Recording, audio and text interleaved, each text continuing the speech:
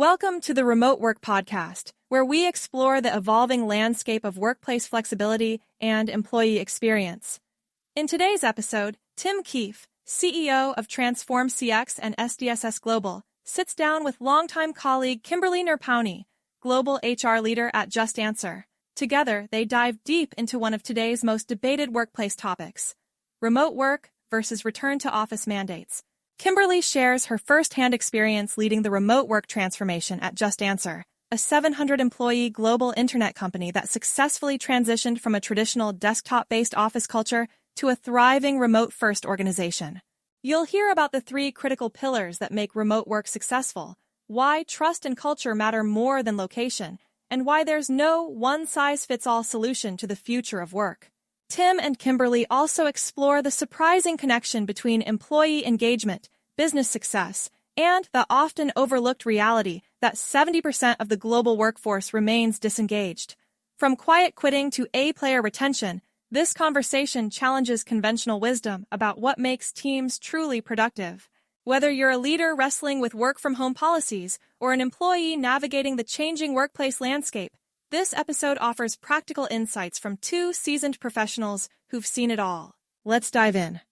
Hey, hi everybody. This is Tim Keefe with TransformCX and SDSS Global, here with an old friend of mine. I'm not old from that perspective, but it's been a long time. Kimberly and I have known each other. So Kimberly Nerpouni, right? Did I got it right this time for a change? Correct. I'm horrible with family names. Kimberly and I have worked together for quite a few years. Actually, I was just thinking about that the other day. I think it goes back into the early 90s that we started working together. Kimberly is a very successful executive, has worked in some of the biggest consulting companies in the world, particularly in the area of employee development, employee experience. Feel free to expand on that, Kimberly, so I'll probably miss 500 things that you've done in the last 25 years. But what we wanted to talk about today was really get into the topic of work from home. And I know that a lot of people feel, oh, haven't we talked about this? Doesn't everybody know the answer? And my argument would be, we know less about the answer now than we did 3 years ago. But let me just, with that, kick it back to you, Kimberly, and say, so really, thank you for spending the time with me this afternoon. Really appreciate it. And really excited to hear your thoughts on this. Yeah, well, I'm super excited to talk about it. It's one of the topics that I'm, super passionate about. I work at a remote organization currently. It is a global internet company. It is 700 employees, workers strong, primarily in the US, Ukraine, and India. And remote work for us is the norm. It's how we show up. It's how we collaborate. It's how we innovate. It's how we drive business success. We are far from less than, we are actually more successful now than ever in the company's history. We were not always a remote organization. In fact, we were quite the opposite. In the early days, it was very much an in-office culture. And pre-pandemic, employees in the US were issued desktops, not laptops. That's how in-office I'm not even sure I know. I had to stop and think about what's a desktop. Oh, yeah, the towers. What you've seen, yes, Yeah. They still make them. Yeah. That's fascinating. Isn't that crazy? Crazy. And so when I first started at JustAnswer, it was actually in the heat of the pandemic, depending on how you think about it, but it was January 2021. So this was about, 9 months or so into the global shutdown. Past the global shutdown was March of 2020. And I was brought into JustAnswer at the time as a consultant to help figure out the future of work. What do we want to do? Assuming this pandemic will end eventually, do we go back to the office? And so it was fascinating work. It was definitely a hot topic in January 2021. So I was thrilled to be able to work with a set of executives and a globally dispersed team to figure out what will work well for JustAnswer. Spoiler alert, we went with remote. And that meant not renewing a lease in the San Francisco Bay Area, significantly reducing our footprint in India. And then in Ukraine, that's a bit of a twist because, as I think most people know, there's an ongoing war in Ukraine. And because of that, we've chosen to keep our offices in Ukraine. In fact, we fortified them with power and technology, and that becomes a place of stability for our Ukrainian workers. So that's a unique situation, and that the physicality of that location is much needed for that population of our organization. I think the return to office mandate that a lot of companies are facing, do we not do it? It really boils down to the company and what's right for them and their culture and, the type of work that they do and how people show up and what are their operating principles. So when I speak to remote work and its success, and I truly believe it to be a competitive advantage, I'm speaking through the lens of my experience at JustAnswer. And JustAnswer is built on a strong culture. And so that's number one. Number two, it is also built on a very trusting employee-employer relationship. And so when you have strong trust between employees and the leadership team, you're able to do things that might feel scary to other organizations. And I think when it boils down to remote work, it is scary for a lot of organizations and a lot of leaders because it's different. It's different. And because it's different, it's hard. And how I used to measure, or thought I measured, a strong workforce was the physicality and being able to see people together. And there's definitely advantages of it. And so I would never argue that remote work is better. I would never argue that in office is better. I just say that they're different and different working environments and different ways of way we show up for work are good. And you have to pick what's good for you. I will say that the foundations that make remote work productive, successful for employees, employers, and the business is really predicated on the same things that make any business successful, any company a great place to work. And that's the health of the business, of course. You got to have your revenue stream, the performance of employees, but also the performance of employers. And it is the thread of all those three pillars: business performance, employer performance, and employee performance. When all those three are running together, those three pillars are running together in the same direction, you're going to have really impressive results. Yeah, I completely agree with you. I don't think there is an answer that is the answer. I think it depends on the company, the circumstances, a lot of different things. Of course, technology has allowed us to do things that 10 years ago we couldn't even have done, and 20 years ago we couldn't even have imagined. But to your point, you just sit there and I'm kind of chuckling to myself. Oh, three critical pillars: ongoing business success, strong culture, and trust. How many places have you been where all three of those actually exist? And unfortunately, you and I work together in three companies. So, and I don't think any one of those three companies would fall exactly to that in being successful in all of those. One of the things that I find fascinating is we've been doing a lot of work in this employee experience stuff in our business here at Stop Doing Stupid Stuff and internationally. And it's really fascinating. We're doing a big project with a quick service restaurant in Istanbul in Turkey. And a lot of Americans would say, "Oh, yeah, they're not going to care about employee experience in Turkey. That's not their culture." And I go, "You've obviously never been there, because they do care." And in fact, the CEO of this company would tell you that if it wasn't, the people are what makes the business work. Food is there, but food is considered like, that's table stakes. If you can't make your pizza or you can't make coffee, you're not in the business. But it's how and what that experience looks like that makes it up. The other piece I thought was fascinating is this idea of trust. And we believe, or when I say we I hate to turn this into marketing, but we inevitably talk about what we do.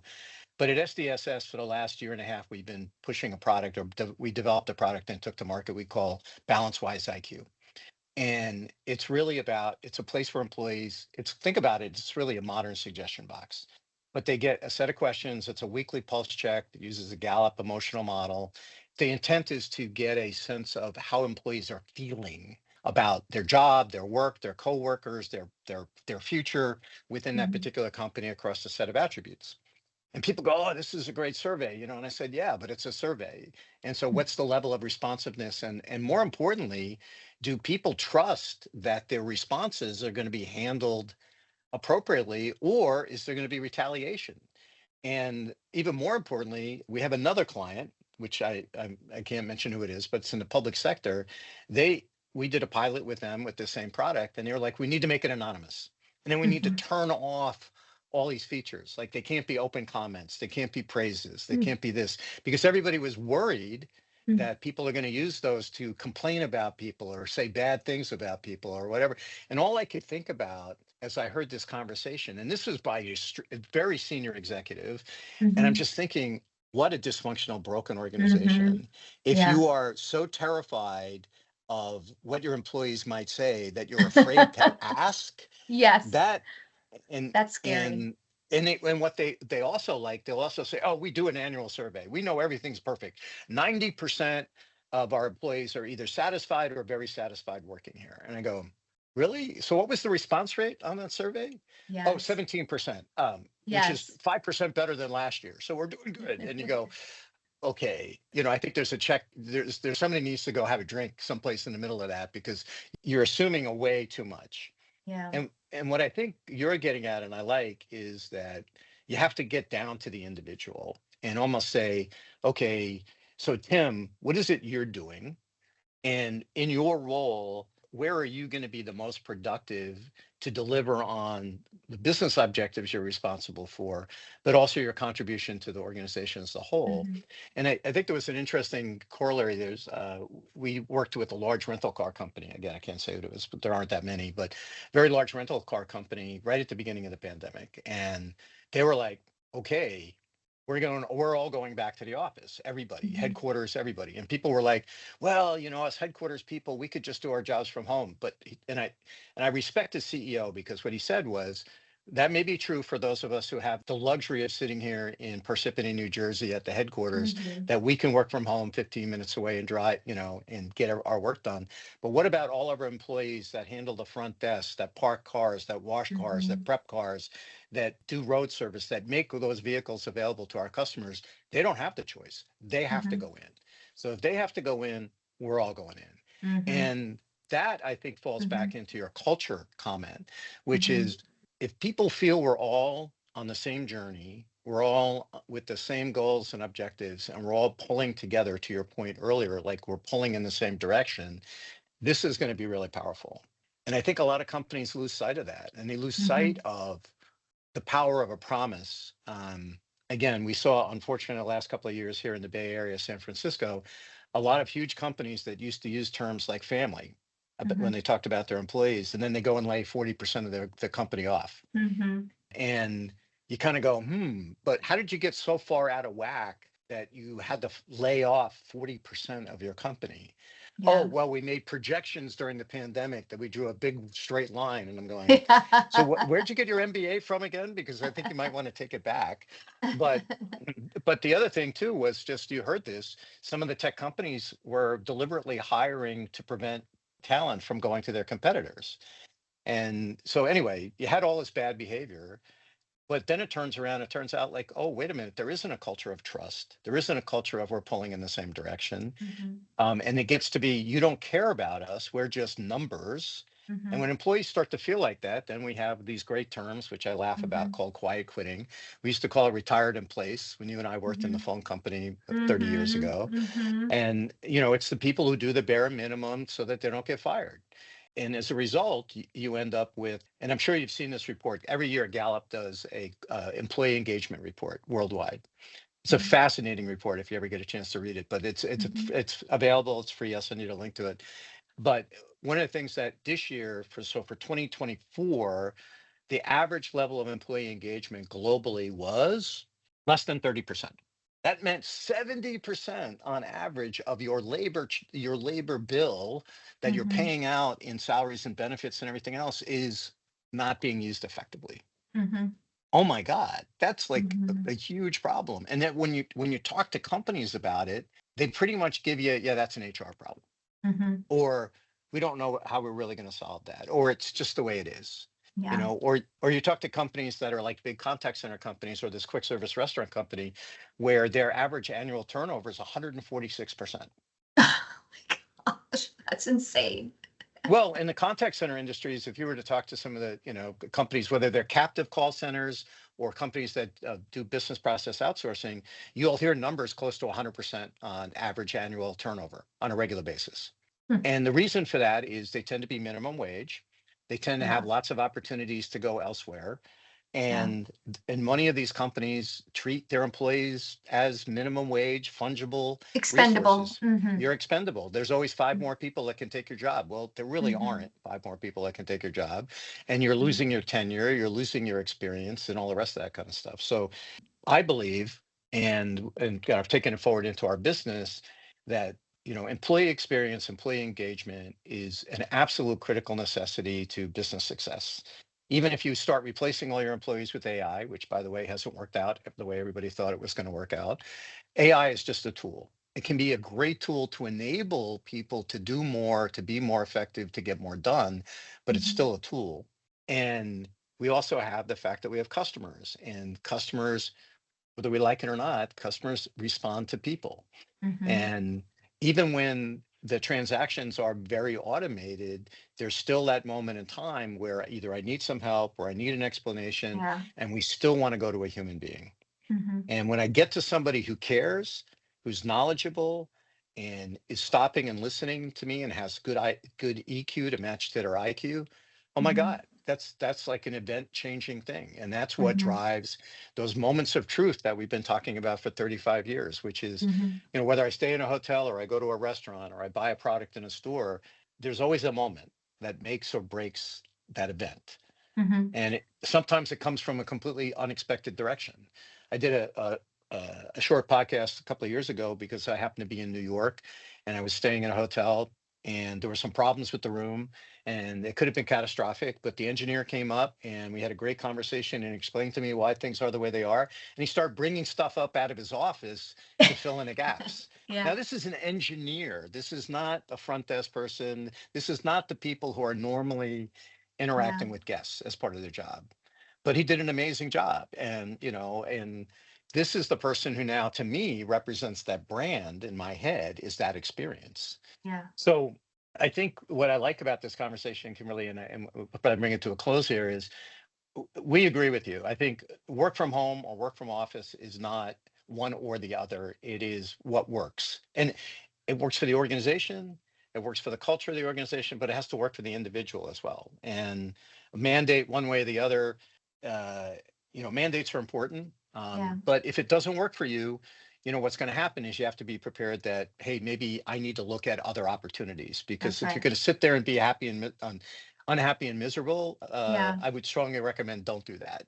That's right. Um, I mean, we didn't lose a lot of people. Most people are quite happy with the flexibility of remote work, but there's a small percentage of people that prefer going into the office, yeah, yeah, and So well, and I see it. Hey, look, I like to be around people every once in a while, but I sure don't want to go into an office and sit in a cubicle and be on conference calls all day. that's the And problem though with a lot of this return to work mandate stuff is so many colleagues and friends of mine just tell me these horrible stories of they're in Zoom meetings in their office because they have to be in the office. And some of the same people that are in the meetings are in the office, but everyone just stays at their desk. well, I have a good friend. He's a senior executive at a bank in New York, and he has to badge in 5 days a week. This is a senior vice president at a bank, and you're kind of like, what message are you sending your employees about their trust? And then they're putting in all these like counter tools to make sure you're at your desk. They're talking about key counters on your Oh, keyboard to make goodness. sure, and you're like, oh my God. So you got to have trust, you got to have culture, you have to have a successful business. But I think the two that I think I really love that you brought up is culture, which is about communication, right, in my Hmm. mind, and trust. And when Hmm. employees trust that there's a safe place to speak and that people will listen and act on that in a responsible way, that Hmm. can change everything. Hmm. When they don't Yeah. have that, that's when I think things start to fall apart. It starts to fall apart. And, just one final thought as you think about this from a, high performing team perspective. I think every CEO I've ever worked with has said, I want to build a high performance culture. I want A players, right? Guess what? A player knowledge workers need to feel trusted and respected. And mandating where and how they work usually isn't going to work for them. And if it does, it's only for a short period of time. Right. Right. Because A players know who they are.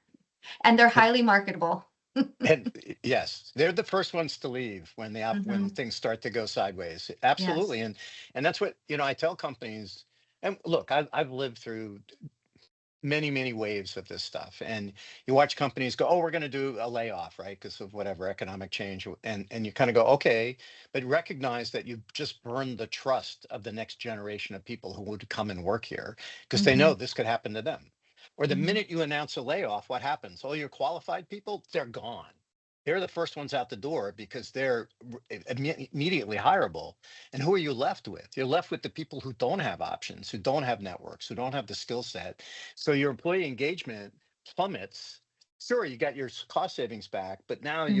your employee engagement and your productivity have probably gone from Mhm. 60% to 20%. Mhm. Oh, and on top of that, you also have culture and communication issues. And I'm sure on the HR side, the number of now potential litigation and all of that stuff skyrockets, because Mhm. then I've got Yeah. performance improvement programs, I've Mhm. got wrongful termination lawsuits I got to deal with, I've Mhm. got toxic work environment, all of Mhm. that stuff.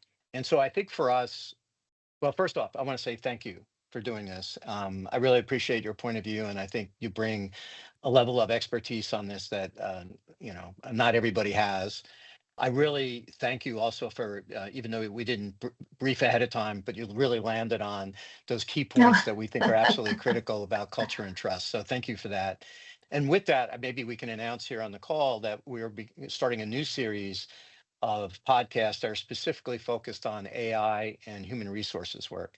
And Kimberly is going to be a founding member of that, along with some of the other people that we work with. So for those of you listening, look forward, and we'll be publishing this under the SDS brand name and also putting this out in a separate channel on Spotify and YouTube. Great. Thank you, Tim. Thank you, Kimberly. And again, it's been a long time, but I'm really glad we reconnected, and congratulations on all the hard work and your success. Thank you. I appreciate that.